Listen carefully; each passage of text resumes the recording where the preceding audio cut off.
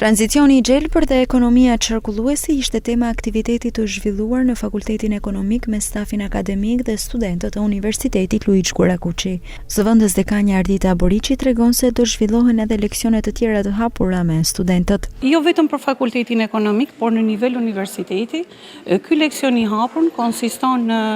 ndërgjegjësimin, sensibilizimin e studentëve për ekonominë green, por edhe për tranzicionin që po kalon ekonomia në përgjithësi, për po themi cirkular ekonomi,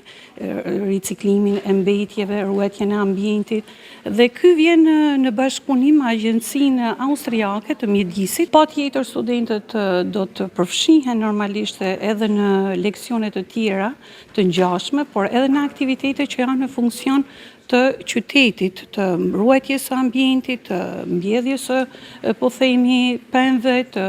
gjelbrimit, shtimit të ambienteve të gjelbruara e me radhë. Tranzicioni i gjelbër dhe ekonomia qarkulluese është një projekt nga Bashkimi Evropian dhe Agjencia Austriake e Mjedisit, që u zhvillua për 2 ditë me ekspertë të fushës, ndërsa u përmbyll me leksionin e hapur me studentët.